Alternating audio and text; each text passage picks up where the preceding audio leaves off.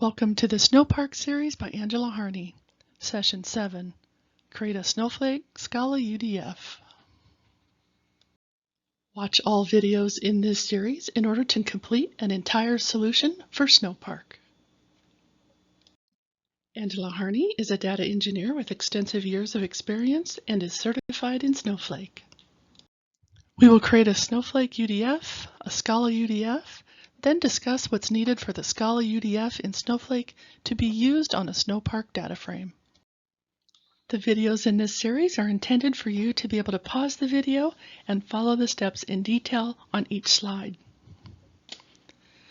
A user-defined function takes in 0 or more input parameters and either returns a single value or a table of values. They are used to provide reusable code containing complex calculations or extending other custom functionality.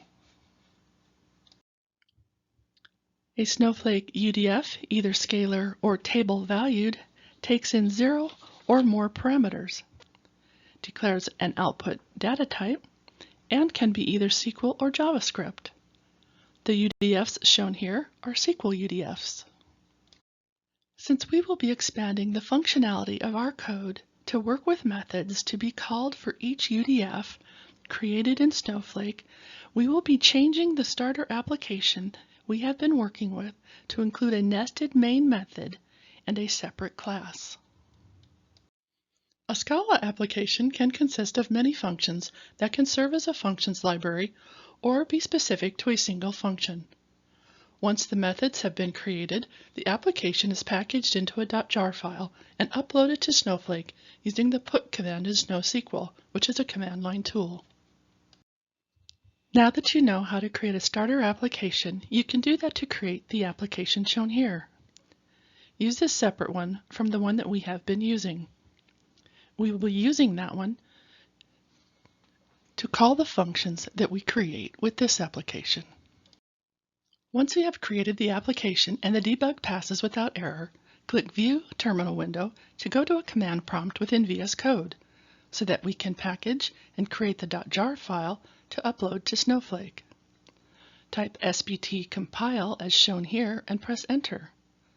Resolve any issues presented, then type sbt run in order to verify that syntax is correct. There will be no output, but resolve any issues that are presented. Then finally, run sbt package to create the .jar file in your target folder. The .jar file will have the same name that is found in the build.sbt file. You can change the name and resave the build.sbt file, which will prompt you to import changes. After bloop install has finished, rerun the 3 commands on the previous slide.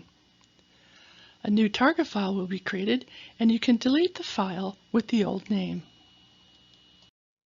When you have your .jar file created, it needs to be uploaded to Snowflake so it can interface with Snowpark's capabilities. You can upload a file from your workstation to Snowflake using SnowSQL. It is a command line tool that can log into Snowflake. The put command will copy a file from a directory on your local workstation to a stage in Snowflake. You will need to create the stage in Snowflake beforehand. Be sure to use overwrite equals true to overwrite the jar file in Snowflake if any changes are made. The results in the command window will confirm that the file has been uploaded, along with the name of the .jar file to use when creating your Snowflake UDF. In order to create the UDF in Snowflake, we will also need the path of the method within the Scala application. To see what path to use, you can click in the method in the Snowflake class, as shown below on line 10. At the top of VS Code, it will display the package .class.method to use. The name of the application does not take part in this kind of path.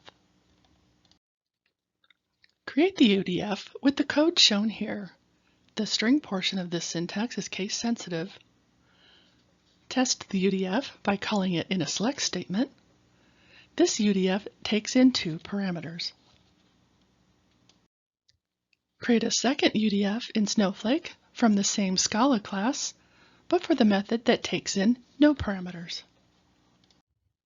Though we can create many UDFs from a single Scala application, one Snowflake UDF can call only one method. Changes to the Scala class functions must be ran through the spt, compile, run, and package commands, and reloaded using the put command in SnowSQL. Additional third-party libraries can be imported into the Scala application so that functions can extend capabilities otherwise not available, such as for machine learning. If so, the third-party libraries also need to be uploaded to the Snowflake stage. If multiple files are used for a Scala class, these can be listed in the imports property when creating the UDF in a comma-separated list. Snowpark can also utilize table-valued functions, however this functionality has not yet been released. UDFs that can interface with the Snowpark capabilities require that the functions in the Scala classes are pure. This means that all objects and variables need to be declared as val instead of var. This ensures that the value of the variable or object is constant and won't be changed. Snowpark will automatically optimize these functions and objects across the sandbox JVM it runs on prior to actions being taken.